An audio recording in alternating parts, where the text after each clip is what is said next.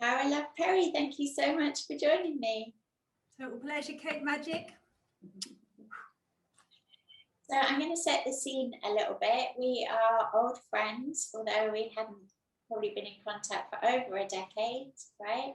And I was so happy when you reached out because you were doing a day of Divine Feminine called, I think, Rise of Divine Feminine, Bringing in New Earth. And Divine Feminine is something that has really been taking up a lot of my awareness and a lot of my what I feel like is the transmission that I want to be sharing a lot of at the moment. And really, when everything happened last year, I really saw it in that context of Divine Feminine and us being invited to step more into those frequencies of surrender and allowing and being close to nature and looking after our loved ones and all things to me that embody Divine Feminine. So I saw it very much as an opportunity last year to really get more into balance and thinking a lot about that and how can I put that information out, because part of Divine Feminine, right, is not feeling like we have to fix everything and not feeling like we have to tell everyone everything. So how could I share that energy in a way that was aligned with, the message that I'm trying to put out? And so earlier this year, I had the idea of doing this series of interviews, Rise of Divine Feminine, with women to me who embody Divine Feminine. And I felt to launch it on June 21st. And so when you reached out and you're doing Day of Divine Feminine on June 21st, I was like, yay, this is it. This is Divine Feminine rising. And we are bringing in New Earth. And that's something I really want to talk about with you, because I really feel like New Earth is already here. For those of us who have eyes to see, it's already here. And so the people that I've speaking within this interview series, I feel like people who are already, we're bringing in New Earth, we're already living in that frequency, and then we create an invitation for others to join us. So to start with, maybe you want to introduce your work a little bit, first of all. I just want to take a breath and receive everything that you've said, first of all. It's like, when you watch petals land off a tree, it's like this, all your words, just letting them sink in. And yeah, of course, I was really happy to have you there, Kate, for the Day of the Divine Feminine. It was an extraordinary day energetically. We definitely were nudged from the same place to create on that day, because it was very loud and clear to me it needed to be that day, and I dropped everything else so that could happen. So we're both, riding that stream of awareness and feeling from the heart, definitely. And it was actually a friend of mine in France called Florence, who follows you and had recently bought your book. And Flo, you probably know, she makes raw chocolate as well down in the Pyrenees. And she was like, you've got to have Kate. And I was like, oh yeah. Because obviously we hadn't seen each other since, 2006 or something, 2007.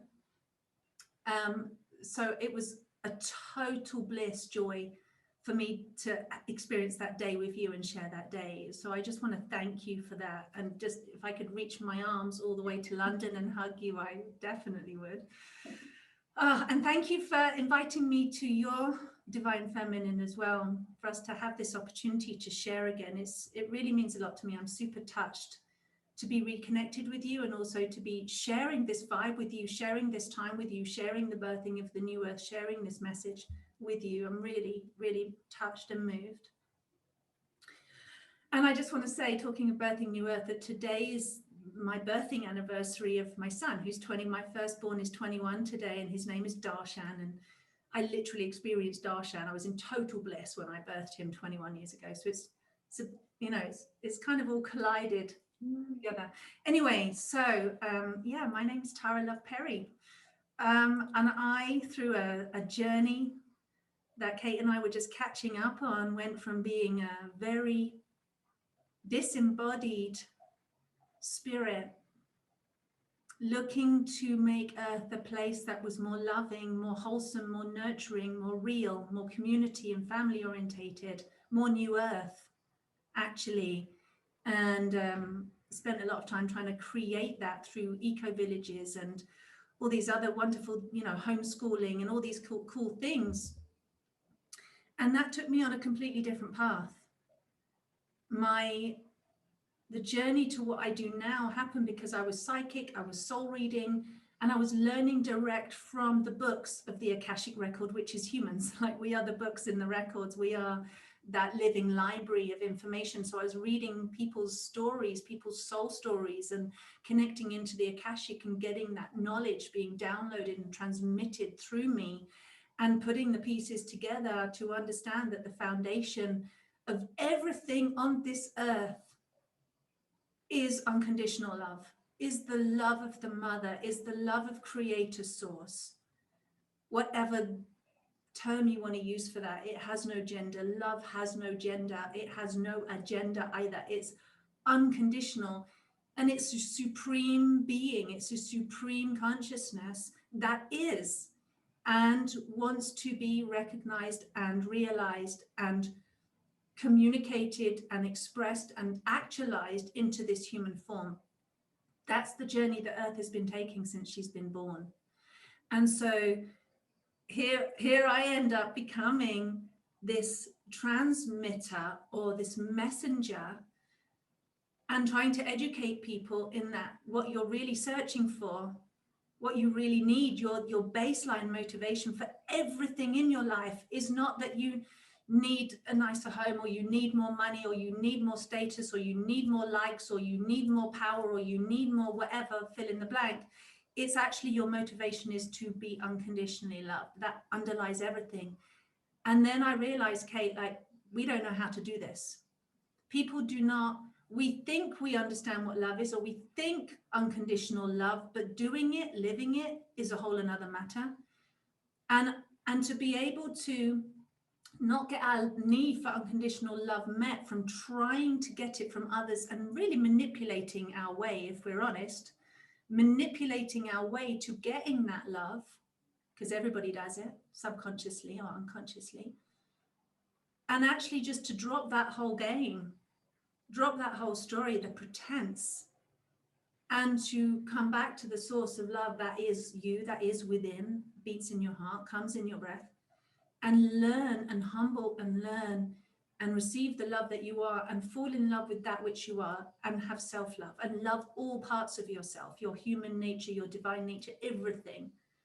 And that is the redemption, that is the saving, that's the way home, that is why we're here.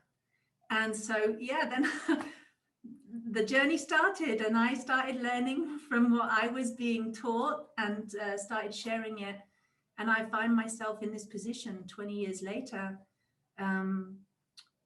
being quite a trooper, a chief, a cheerleader for self-love on this planet, because to me it's fundamental. Wow, we're only, what, 5 or 10 minutes in, but you just like, you just took us there already. Don't beat around the bush. So tell us, Tara, what does divine feminine mean to you? I mean, just feeling it in myself, divine feminine really has no meaning. It's a feeling.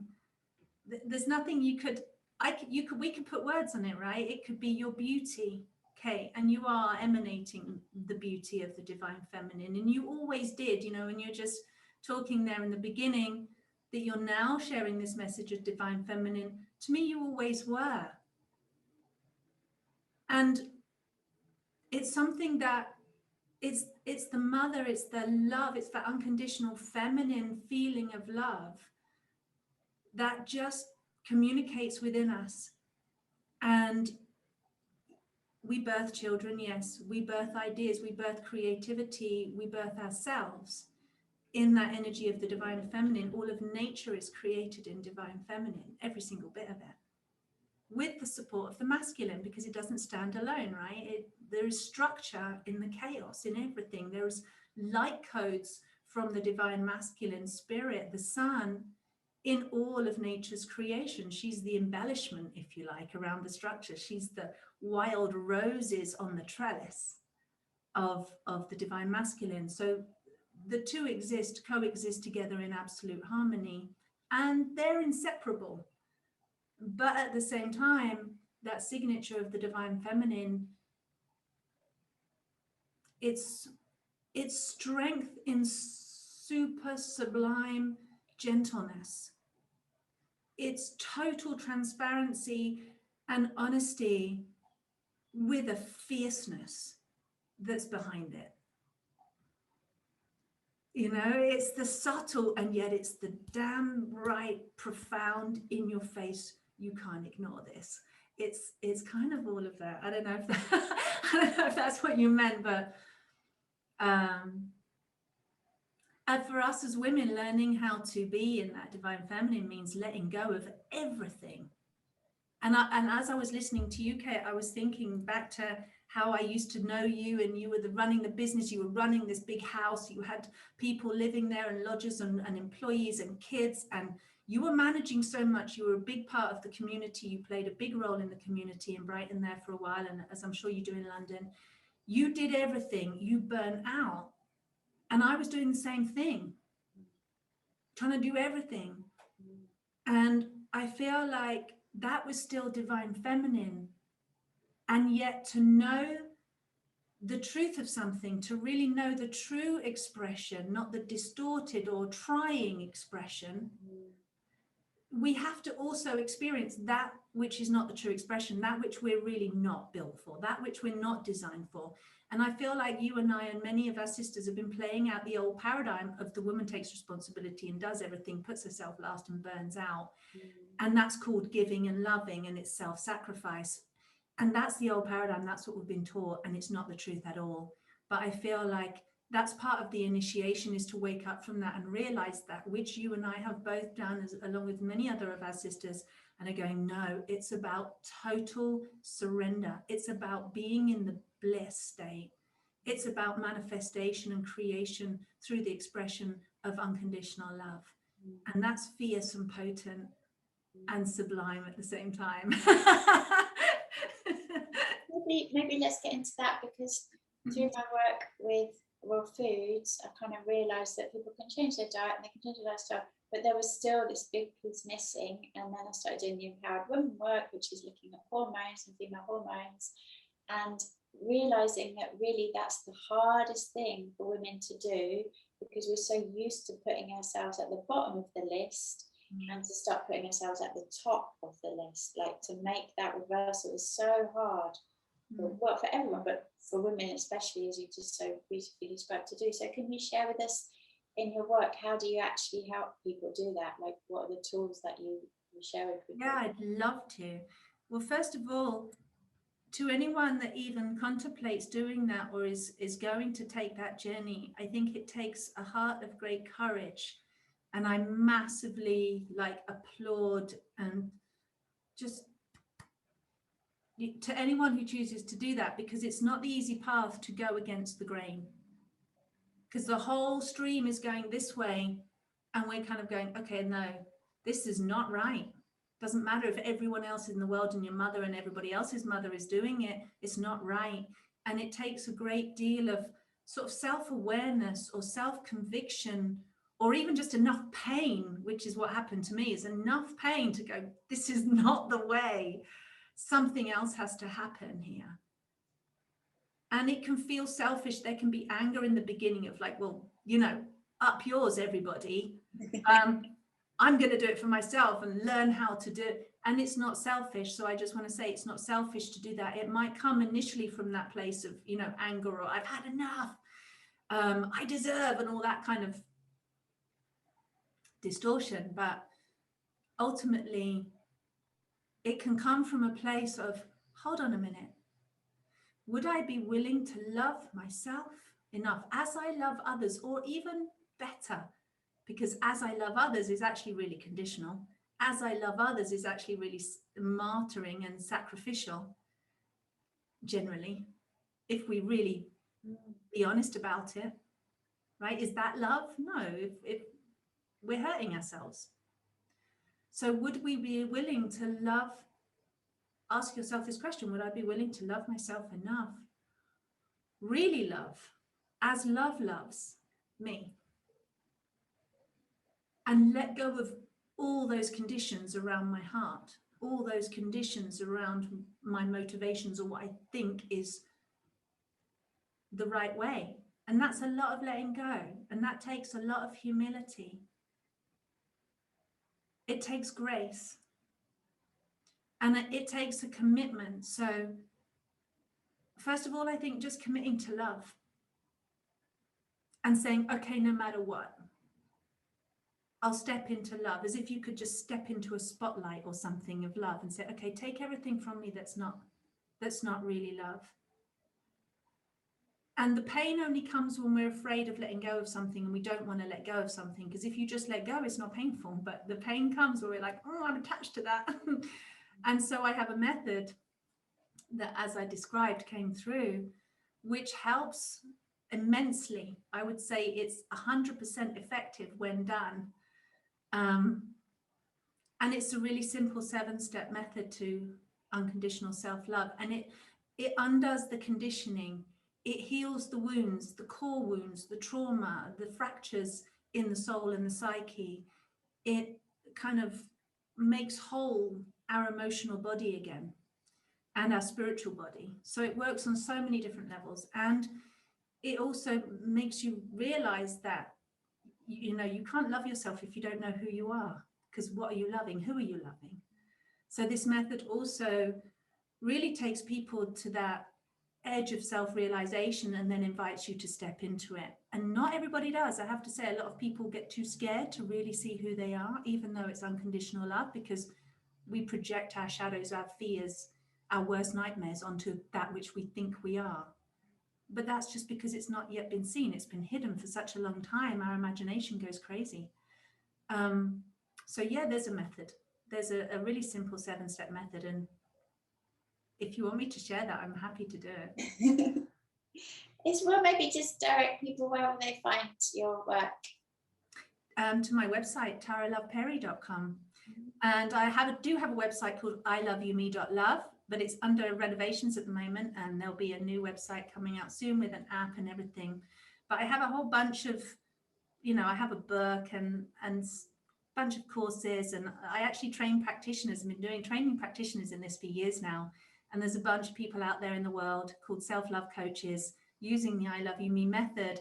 And these are psychiatrists and psychologists and, you know, Reiki people and all manner of people that have realized what you realized, Kate, and said, you know, what I've got is really good and it matters. However, there's a missing piece, and that missing piece is self-love. And so for anybody else that's interested in that, like learning this as a, you know, as a, I don't want to say string to your bow, but you know what I mean? Like that missing piece of self-love. Yeah. Dimension to your multidimensional self. Exactly. And so I do have a practitioner training as well that people can learn about and become a self-love coach. And that's going to relaunch in September, actually. And I'll probably come back and talk to you about that another time. But that's not yet available, but very soon. But if people are interested, just send me an email. Go to my website and send me an email, because that relaunches then, and I'm super excited about that. Awesome. Yeah. So when I was thinking about Divine Feminine, and to me, the people who embody Divine Feminine and what that really meant, I realized that there's two things really. It's very embodied and it's very physical. It's a very sensual thing, I think, and it is very much about the earth and relationships and food and like all the organic nature of life. But then through that, we also connect to the cosmos, and everyone who I was interested in conversations with has a very real and present and transparent communication with the non-physical. So I would love if we could get into that a bit. Like, have you always had that contact with the non-physical? Is it something you had since the child? And how does it show up in your life? I did always have that from day one. But for me, it was coming down to the earth. I couldn't relate to anything called a Mother Earth. I couldn't relate to Mother. To me, Mother wasn't a safe place. And I know that a lot of people relate to this, especially if people called star seeds. You know, we go, I don't know if it was the same for you, Kate, but for me, I was just like, I couldn't recognize this earth as a place where I was home and safe. And I literally would say, I don't want my feet to touch the ground. I don't want to touch down. I don't want to put my feet into this messy cesspool of human stuff and the history that we have in this planet, because I was so kind of spiritually connected and super, super sensitive, not realizing as well, not having the validation of how sensitive I was until I got to my 30s. So, you know, my world is, I think that's normal and everybody's like this, which of course they're not. And so I would be experiencing or feeling, tapping into the history that's on this planet, which is how many years of war and betrayal and murder and bloodshed and darkness and suffering and, you know, horrible stuff that human beings have done to themselves and each other. And it's like, do I want to touch on that? Do I want to live here? No, I'm going to stay up here. I'm going to stay up here in the nice spiritual realm. And I was really born into that. I was born into a spiritual community. As you know, I kind of died officially for 2 months before I was born. You know, that's what my spirit was like, I don't know if I want to come into body. Let me get out now. And then it was like, no, you're not. Come on, back in. Come back to life. 11 months later, I'm here. So I've had an interesting relationship with that journey between, you know, from spirit to earth, if you like, my spirit to anchoring into this body. And it did take a lot of grieving. It took a lot of love and a lot of humility and surrender to let go of my preconditioned ideas and beliefs, my painful experiences and my victimhood and, you know, all of that perpetration. That's, we all remember as the feminine, we carry the collective memory of the perpetration of the feminine and the masculine. You know, it doesn't affect one without the other. Perpetration of human beings and devastation of the innocents, the slaughter of children on this planet. You know, I was just, that was a lot to move through. And it does take a lot of love and self-forgiveness and forgiveness of myself. Therefore, only then I can forgive others, once I've forgiven myself. And definitely just humility all the way. Just humble, humble, humble. Let go, let go, let go. Trust, trust, trust. Breathe. And yeah, the breath has always been step one for me, like how to connect to that. And that's step one of the I Love You Me method, is surrender. Reverse the trying and the doing and trying to get somewhere with my idea, my concept of what I think the world needs from me or what I think I have to do. And instead receive and be breathed and be informed by my spirit. It's complete role reversal, like you said, rather than I am being in service to spirit's in service to me. Spirit serves through me and it's just like a complete mind flip, you know. But what a relief. And birthing my first child 21 years ago, that was a major, I mean, he pushed himself out, Kate. He literally, I made sure I was at home. I actually went to Australia on the other side of the world to get away from everybody so I could just do it my way and be left alone, and birthed him on a floor in a little flat in Brisbane. And I breathed my body into such a soft place. Just surrendering, surrendering, humming, surrendering, softening, deepening, letting go, letting go, letting go, letting go. And as I did, he was the active one, like a little frog, springboarding and pushing his little legs through the top of my uterus like a little frog. And then he pushed himself out all in one go. When I let go enough, all my fears, everything, just let go. He pushed himself out. And all in one go. And I was blissed out of my mind. And that experience, I was totally in the light, like properly in the light. There was no separation between my consciousness and the light consciousness. And the next thing I know, I've got this baby in my arms, just looking at me, wide awake, no tears, nothing, just looking at me. And I was in surrender. So that was my first step, I suppose, of really getting something important, that the way forward for me, the way to whatever you want to call it, new earth or self-realization, self-actualization, or being the divine feminine, was total surrender to let something else through, whole and complete, without me controlling any part of it, not any part, and allowing it, being a receiver for something bigger than me to come through and be blessed and gifted this incredible joy of my child. And everything else that then came through with that. So that was the big transforming moment for me. And I think that speaks to everybody. That surrender is really a key. It's a PowerPoint.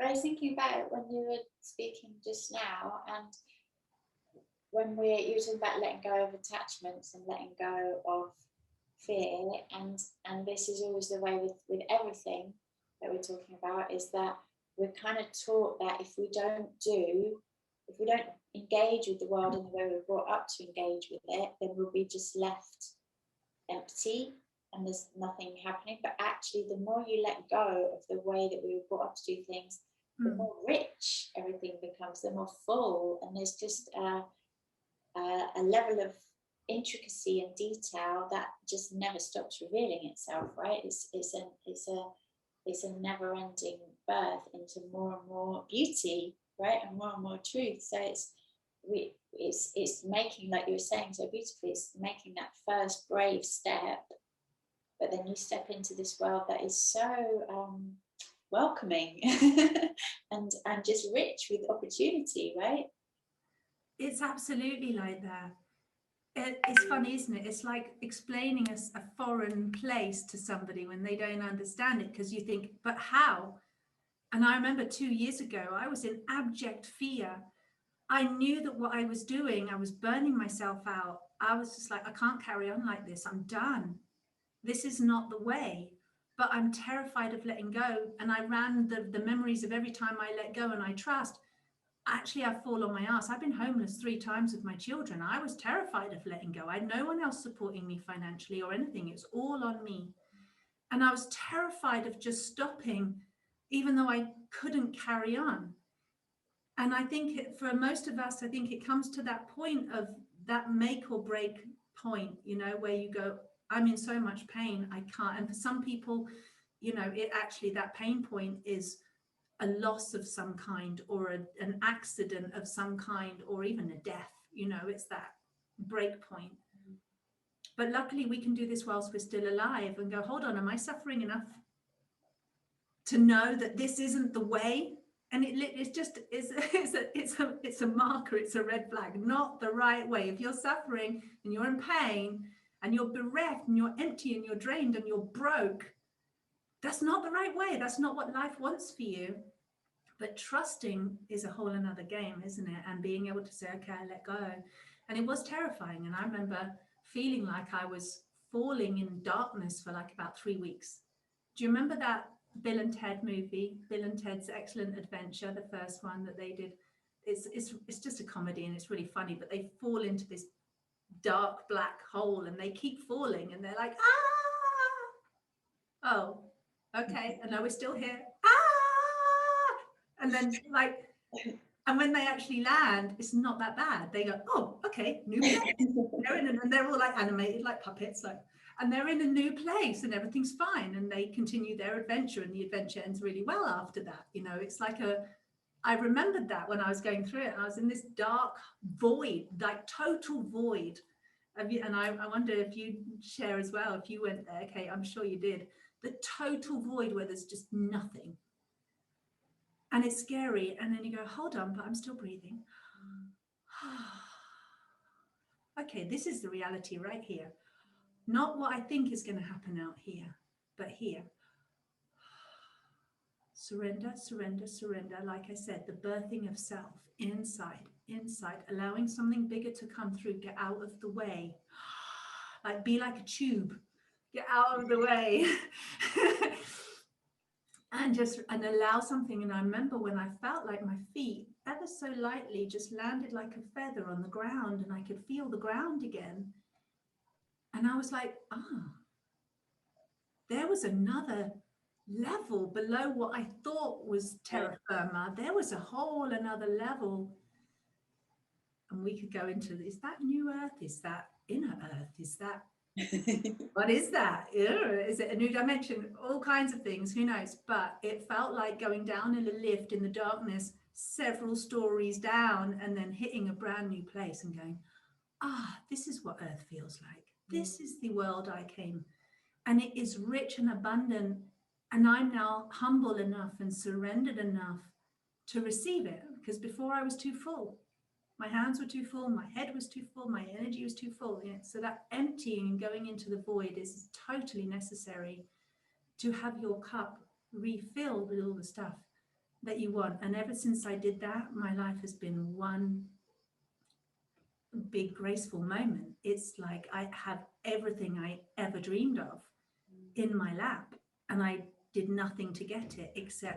But you did. You went through the process, and isn't that the point? Is that the process is the embodiment process? You just described it. So it's going through these dark spaces and pushing through them and finding the light, and that is what we came to do. So there's no, like you said, it's a brave thing to take on. There's no shame or guilt or like, I must be a bad person. It's like, no, this is the work, and this is what takes us into that place of knowing ourselves as galactic beings, as cosmic beings, right? Yeah. And I remember this, it's like it wasn't a new experience in a sense, as I've been a midwife and midwife people through that experience literally lifetime after lifetime, like that initiation from one state of self-actualization or identity into another. For me, that's old hat. I've been doing it forever, but it's a whole another thing incarnating and doing it yourself again here now, because I think people like you and I, Kate, we remember we've done this before. This is not, we're not here as newbies. We're here because this is old hat to us and we know the ropes. And yes, we're, to cut through or to pierce the light through the level of density, the mass collective consciousness of fear at this time is no mean feat. It's huge. And we come with experience. Maybe it's not all up here, but we know. You know in your body, you know in your heart. And if you're listening right now, you know it. As I say these words, you know.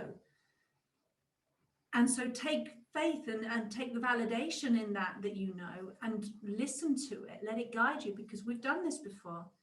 And here we are again, and joining forces. It's not a lone trip anymore. Like I can probably feel for you, as it was for me, that this has been a lone trip again and again and again, lifetime after lifetime. It's been such a lonely journey, but now here we are, and we find each other, and we're collecting together and connecting, and we're all on the same grid frequency, collaborating together. And more consciously doing it now, like you and I are speaking now. It's even more conscious. It's becoming more connected, more conscious, stronger. This new grid is stronger and stronger by the day, isn't it? As people like go, yes, this is it. Because this is what's meant to happen. This is destiny. We've always known it. It's not like, it's not a trial run. It's not a guessing game. It's not, will we make it or won't we? It's no, this is what we came to do, and this is what we're doing. And it is, and we establish it, and we have to go through that birthing process ourselves. But sometimes it's hard to stop helping everybody else for a moment and say, okay, let me now go through and take ourselves through that point. And then do a similar thing, but from the other side, rather than I'd go that way through the portal. It's like, no, I'll receive you this way through the portal. Like, welcome to the new world. Here it is. Does that make sense to you? It makes total sense to me. So I really want to get into this thing of guides, though. Just before we were chatting, we were talking about discernment and the non-physical world needing as many levels of discernment as the physical world does. So for you, when your guides are speaking to you, do you like, how is that, and how do you know who's coming through? And people that are listening, that this might be a new understanding to them, because you can speak more on this, is that I believe everyone has guides, it's just the level to which we're consciously listening to them. So how would people start learning to really communicate with them? I want to say something that I might regret later, and it might be very controversial to say this, so please forgive me in advance, but my true feeling is I wouldn't call it guides.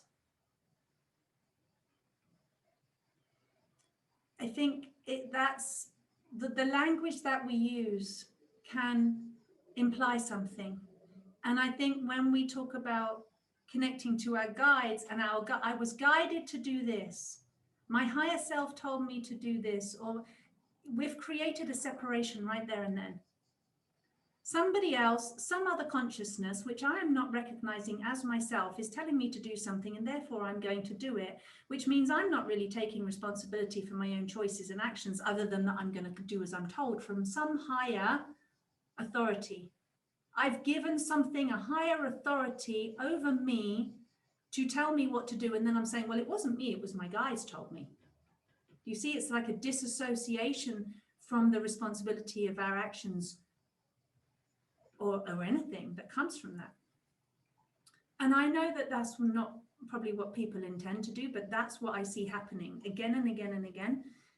And having gone through the experiences I've gone through, and yes, I've channeled, yes, I've connected to all kinds of ascended beings and light beings from all kinds of different dimensions. I've sat in circle of like hundreds and hundreds of different light beings and been the anchor point into the human world for that energy, for that healing. I've done all kinds of stuff. I Love You Me method. I was collaborating with Archangel Michael for 2 years when we created this. Right? So I'm not going to say, okay, none of that's real. Yes, it is real. And yet it also isn't. It's like anybody can dress up, in a Halloween costume. Anyone can put on a robe and grow a beard and look like Jesus. Apparently what Jesus looks like, there's as much as we were saying before, criminal activity, fraudulent activity in the spiritual world as there is on the earth. And I would say it's like for like match, Kate. As above, so below.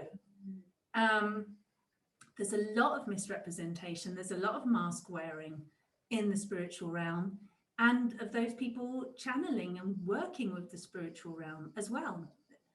There's a lot of fakeness. Let me not say fakeness, let me say distortion from unconditional love or source, right? Different varieties, different I think it's off key, personally, it's off key vibration. So how do we discern? And really your heart is your compass. How easily it is to breathe with something is your compass. How it makes you feel in the body is your compass, right? It's very here. And we are not separate. So when I was connecting with my angels, or the angel realm, they were like, you call us they, Tara, but we are you. And I say they because it gives me a point of relationship to an aspect of me. And we need that point of relationship. We need to create a duality in order to have a relationship. And that's why duality exists, so that we can have a relationship and know who we are. And it's beautiful. But to understand really what that means, that angels are not separate from me. My angel field that we all have an angelic field or vibrational field that has several frequencies of what we would call angelic, quite a lot of bandwidth of angelic frequency. As you can see, I'm flapping my wings. I'm just feeling it in my own energy field, right? There's my bandwidth. Right? And like 5th to 9th, Those are higher frequencies, but we call that something else. But angelic is about that. You know, the beings that exist in that realm, yes, they're their own beings. There's still a degree of separation. It's very slight, like you would see a spirit or a ghost or a fairy, and you know, they're still separate. There's still a definition, but less so than we are, less dense. And that separation is a gift to give us a sense of self, to give us an experience of source being one person. It's incredible. But also we know that my angelic body and my angelic field is your angelic field, and we connect there, we live there, we reside together there. And so all these angels are me, and all these angels are you. That's the frequency of love, is non-separation. That's the angelic frequency. So anything that comes through that is appearing separate or authoritative over you, even if you're going to call it your higher self, but you're going, oh, or you know, or you're getting an instruction from the angels that make it, and I've received these. Oh, the angels told me I'll do it, and then I'm like, what the fuck did I do that for? That didn't work out well. Was that really the angels? Like, have that discernment and go, whatever I choose to do or think or feel or believe is my choice, no matter what the influence may or may not be, and to own the responsibility for that. I am my guide. My heart is my guide. My breath is my guide. That's my compass. Nothing else external from me, not the sun, not the moon, not God, not nothing has an authority over me, because if it feigns to do so, then it's not the truth.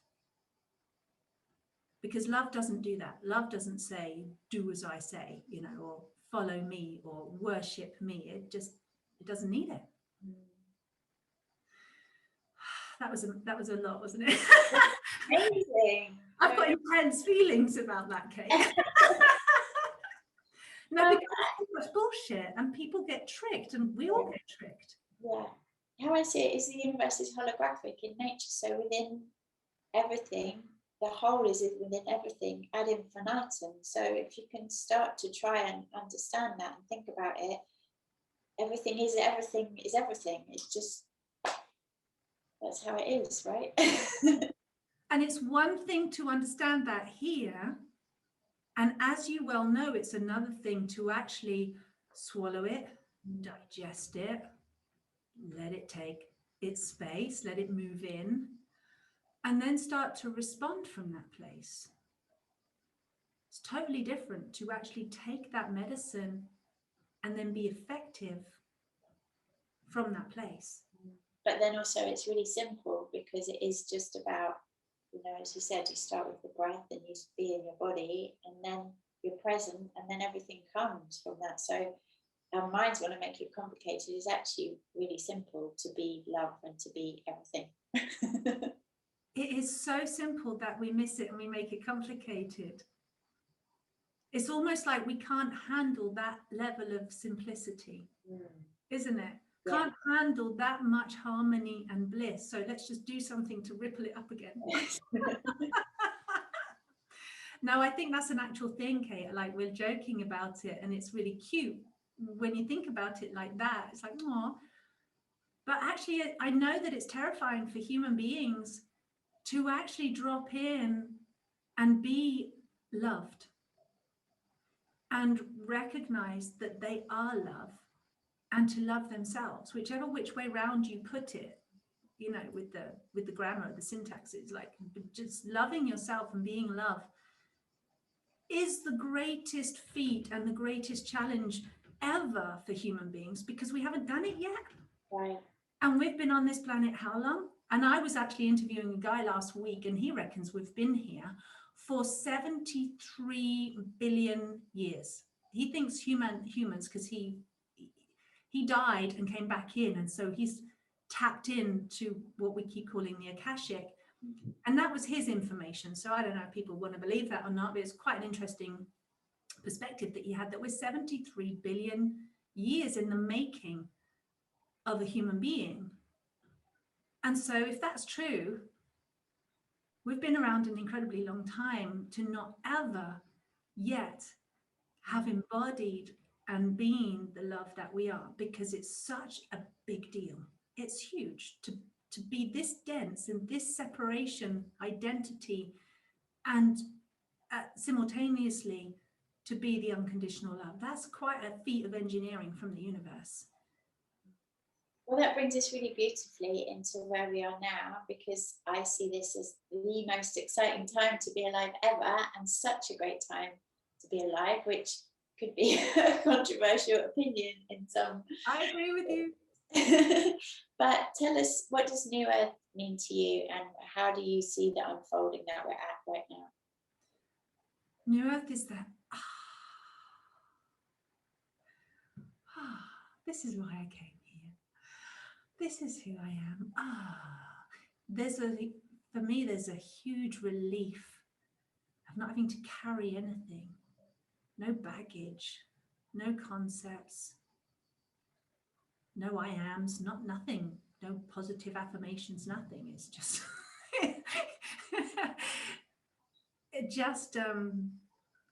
being one with yourself, being one with self, being one with self and source. And in that is the total miracle. It's like the paradox of this duality of the infinite and the finite, of the divine and the human, the immortal and the mortal. And instead of ping-ponging between one and the other, it's actually being both simultaneously in what some people call the sacred neutral. Kerry Cassidy calls it that a lot. Kerry K rather. Sacred neutral. Bing. It's like, yep, I'm human, I'm mortal, I'm fallible. Yep, I'm divine, I'm infinite, I'm immortal. I'm all of that. And just being able to be, if that is a spectrum between two polar opposites, that I exist like it's a string, right? If this was a string between the mortal and the immortal, or if it went that way, like string theory in the universe, and I'm just a string, and you could pluck it and it would resonate, that no matter which scale you're on up and down that string, it's in harmony, and I'm in harmony with it. Whether I'm deep in my, gone into the deeper, darker, baser tones of not worthy and unlovable, and I'm nothing, which I've done, going into that black void and being, but there is still love present here. And I can, as a human being, I can love this unconditionally about myself, like truly. There's no fake, you can't fake that part. You can't fake that experience. You can't kid yourself. It's very real. And to unconditionally love that, and then all the way back up through that spectrum of that higher, that which is me, that which I am, my source, myself. Loving that, it's like this unconditional love vibration in that whole string. And from that, being part of the symphony of creation. And because I'm in harmony with myself, I'm in harmony with creation. I mean, everything's just in harmony around me. And I don't have to do it, I just do me. And you just do you. And everybody just does them beautifully. And yeah, we kind of go a little bit, sometimes have a bit of a wonky moment or whatever, but it's like, we're in a place of harmony. And that's what's so beautiful, Kate, as well, that this is not a lone trip. This is not a lone journey. We're in harmony together. Your string is resonating with my string. And that harmony is created there between us. And we didn't do it, it just happened. And we can see, we become more aware, because I've become conscious of that, which I am. I've become more conscious of everything, and you start to see everything differently. You can see the different energies, you can see the different subtleties and frequencies, you can see the energy, you can see the quantum particles of creation and have a relationship with them and talk to them, watch them change. You can see the different colors in the spectrum. You can communicate with earth and the plants and everything. It's incredible. It's like being a human being on earth with the planet and all the crap that's going on, and simultaneously not being part, like being in it, but simultaneously being not in it. You know, it's like paradox. It's living the paradox, I think. Well, it's birthing something out, birthing what you choose to birth. Yeah, and birthing, this is a big difference, isn't it? To create from a place of harmony, then you will create harmony. When we create from a place of disharmony and dysfunction, which I have done, it's hard work, it's an effort, and it creates more ripples of disharmony, and it all backfires and collapses in, and it's really devastating. But it needs to be devastated. It needs to be crushed. That's not creation. Creation, well, I don't want to create from, you know, from that place. Creation comes from joy, from bliss, from consciousness. So yeah, to create a blissful conscious life, you've got to first be in that place. You have to be the blissful conscious place, the string that then can vibrate that frequency out and touch everything else around you. But tell us, what does New Earth look like to you? Like, how do you see the Earth looking in 10, 20 years? How do you see us? Oh my goodness, wow. Oh wow, I want to hear what you have to say about this as well. Can I ask you back? I so want to hear. So on one level, like I said, bear in mind that paradox, right? Because I can go and look at what's going on the television or what's going on, you know, on the media. And it could be like, okay, that's what's happening in the world. That definitely makes me want to hold my breath and makes my body want to leave. And it doesn't open my heart. There's that version. And I think that humans are not done with that. That's still going to play out. That version of reality, and some people like Magenta Pixie have been calling it bifurcation. So there's a bifurcation of which world you want to live in. So there's that world, and it's not like my feet are on a different planet to everybody else that's living that reality. No, we share the same reality, but that's not my reality. New Earth for me is having conversations like this. And the way that I feel it and see it going forward, you said 20 years, and I'm like, in 20 years, it looks just like I remember it to look before I was born.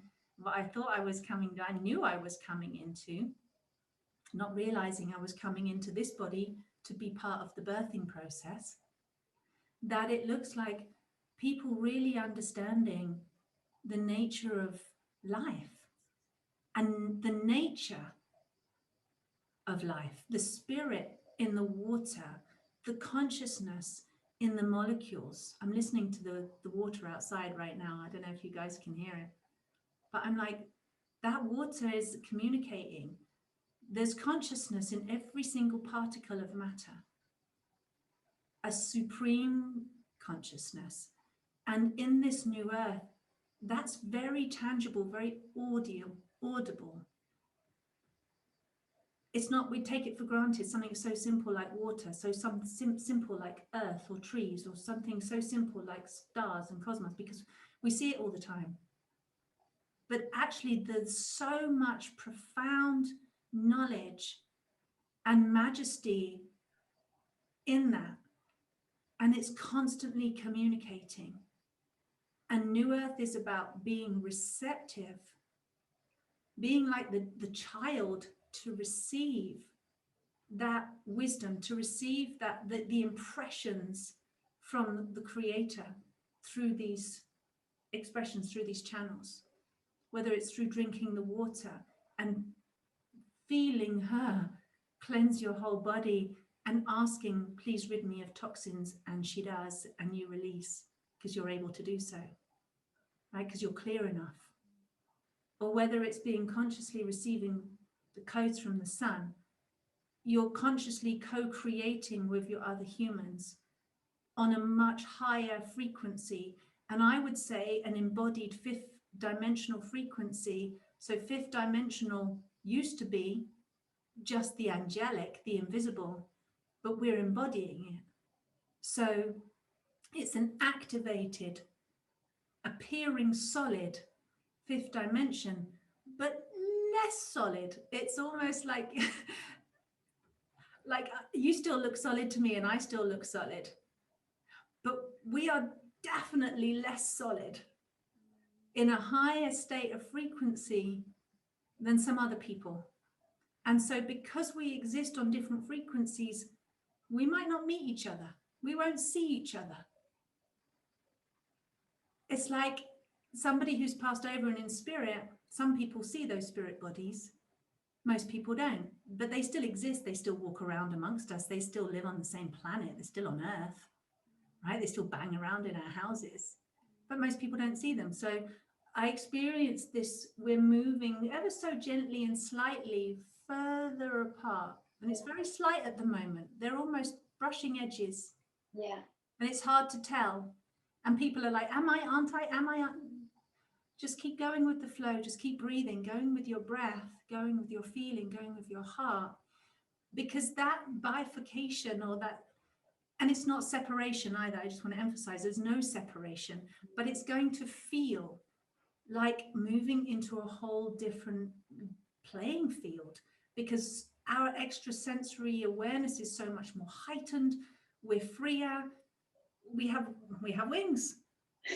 I mean, we're in harmony with nature, and so our relationships, the way that we birth children, the way that we feed, the way that we eat, the way that we communicate with animals, everything is different.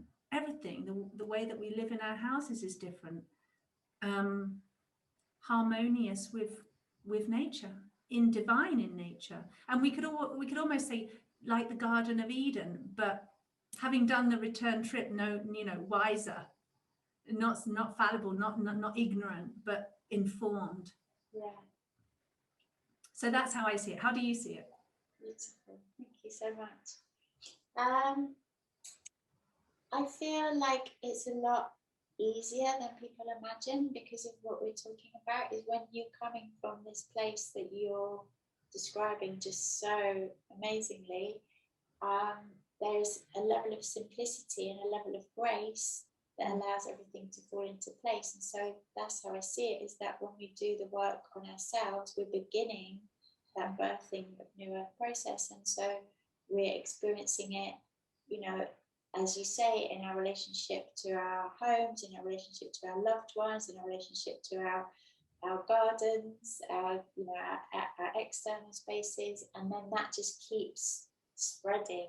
So it's from in to out, right? We were talking about the way everything's inverted. So instead of being out to in and then us feeling squashed by that, it's what's allowing these huge spirits of ours, right, to come out and to keep birthing out, and then that spreading out. But I do think it's very simple, and I do believe that there's people all over the world that have all the tools and all the there's experts in everything all over the world that have been suppressed, experts in free energy, in permaculture, in raising children, like birthing, like all these things that are fundamental, architecture, right? And we've all been suppressed, we've all been held back, and there's going to be an acceleration in the next few years of all this information coming out, and all these people going, I know how to build free energy, I know how to support women when they're in labour, I know how to do all this stuff, and so very quickly then, because we have the tools already, we just don't know that we have them. And once we have the intention, because intention is everything, right? Once we have the intention to apply these tools in a harmonious way, it can be so fast that we can't even imagine. Do you think we've been held back intentionally? I believe that there's been a hijacking. There's been a hijacking of the energy, the organic life force energy, by parasitic forces. And once we remove those parasitic forces from the planet, we can restore. It's a restoration, right? It's a reclaiming of what was already ours. We just allowed it to be hijacked. I agree. And if we go back to what we were talking about earlier about everything being one, we hijacked ourselves. We have parasitic forces. But we allowed the hijacking for this growth experience to occur. So the hijacking forces, the parasitic forces, are as necessary to this birthing process as us who see ourselves as starseeds, as gatekeepers of that birthing process. We're all one part of the birthing process with equally important roles to play for this this ascension, whatever you want to call it. Right, because you wouldn't have propulsion unless you first had resistance to build up the energy for the propulsion. So the resistance, or what people call the dark forces, is absolutely fundamental, and they'll be smiling right now, you know. Yeah, we're just doing a job for creation. And we are that energy as well. We created it this way. We set ourselves up for mastery. And you don't get to mastery by going A to Z super fast like that. Oh, bang, done it. You know, it's like you have to you have to go through the trials and tribulations and all of the you know, how many different expressions, and what's the word I'm looking for? Like different versions we have to go through. I can't think of the right word. The way that we put things together. Yeah. So again and again and again, build it different, because we have to try out everything, all other possibilities, every potential, to manifest every possible potential outcome for the absolute worst scenario, what we consider the most disharmonious, the most off we could be, the furthest away from our real truth as who we are. It's still the truth. It's just like, that's an expression of what we're not. And this is my experience, that we've been doing this for a long time, and our souls remember this as well. We've done this before. We know what doesn't work, and yes, it's been painful, but that's how we become a master. And this is the season of the birthing the masters, because conditions on the earth have to be right for certain seeds to then sprout. And we've needed to do a lot of underground work. Yes, we've not been so visible on the surface, like many other people are very visible on the surface, because they've had external assistance to be so. I totally agree with you. And that's why I did Day of the Divine Feminine, the hijacking of the feminine, the hijacking of the innocence. Absolutely. But I feel like when we are ready and we say, okay, we're done enough with that, and also the divine timing that we already chose this as a soul to say, no, it's now, it's this lifetime, it's now. This is when it happens, and we all agreed. That's why we're here together. That's why so many of us are here together, and it's nothing to do with overpopulation problems. We chose this, right? We decided the universe. We decided ages ago that we would meet up here. And so it's like, okay, prepare the soil. You got to prepare the soil before you can get new growth. You can't use the old soil and expect to plant something new in it and it's going to prosper. You know, the soil and the seed is everything for new creation. So we've been digging this soil up and getting all the crap out of it for a long time, you know, reconditioning the soil of humanity. And we're still doing that, you know. However, we've done a fantastic job, and I just want to like high five and salute all the light beings that have been doing this for some of us lifetimes, reconditioning, working away at this so that we could create these optimum conditions in alignment with the source and the divine timing. So, okay, now, bing, woo, this is when we flourish. This is when we come into our actualization of, you know, who we've been underground all along, and now here we are. So yeah, I totally dig that, Kate. I'm like, yes. Now. The last question, and I feel like you've covered it already, but I'm sure you can say it again in another beautiful way, is I feel like ascension is, I don't really like the word ascension, but we are going through an evolutionary process, right? So maybe can you say what ascension means to you? Do you have other words that you like to use? Can you demystify it? Because I think, you know, as you were saying, we basically are, everyone on this planet is already in the ascension process, whether they know it or not. And so how does someone listening, how do they relate to that within their own lives? How do they bring that ascension process into something that they recognize physically and tangibly, rather than being something that New Age people speak about and they don't really, you know, it's with the flower of life and the unicorns, and it's kind of like very disembodied. So let's finish on that. How do you like marry those two ideas? Well, first of all, the moment you said, because I could feel it coming, the moment you said ascension, I want to do this.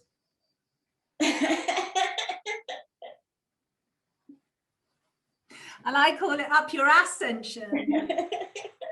Just for fun, not to be insulting to anybody at all. You know, lots of people use the word ascension, and I use it, and we use it. It's a word to try and describe something. But again, like any word, you can take it to mean this thing or that thing. It can be misconstrued completely, because words are multifaceted and multidimensional. They're not flat. They're not black and white, you know. So ascension means people can really get up their own asses about things.